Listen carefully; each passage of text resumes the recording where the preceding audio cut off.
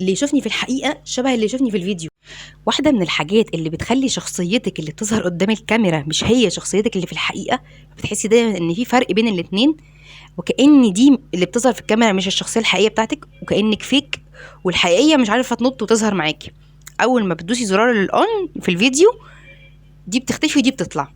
واحده من الاسباب بتاعه المشهد ده ان دي اللي هي الحقيقيه، يعني اللي انت بتشوفيها بينك وبين نفسك او مع اصحابك او مع الناس القريبين منك، مش متعوده انها تظهر لكل الناس عادي، متعوده ان هي بتظهر لمساحه ناس معينه. الناس دول بيبقوا في الغالب لازم يكونوا امان بالنسبه لك.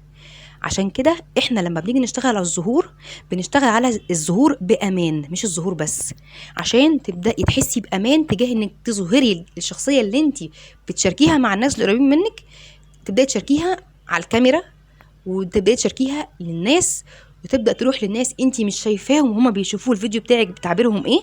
فبالتالي محتاجه تبقي مطمنه للي انت اظهرتيه منك. طب ازاي نطمن؟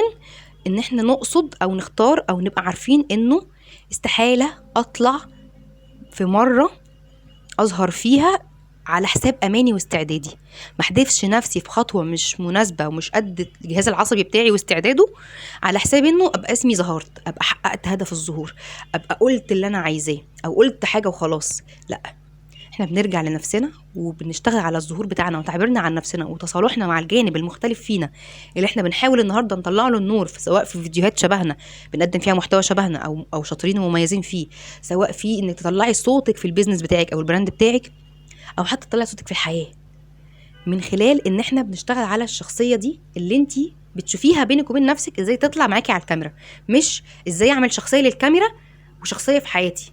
فكل ما اجي اتكلم بالشخصيه دي اللي هي دي ينفع تظهر، اللي هي دي ليها طريقه كلام معينه، ليها صوت معين، ليها اداء معين. لا، انا هيبقى في شخصيه مني على الكاميرا، بس الشخصيه دي كل مره بتبقى اقرب لشخصيتي الحقيقيه، بحيث لما اقفل الكاميرا ما احسش ان في واحده تانية رجعت.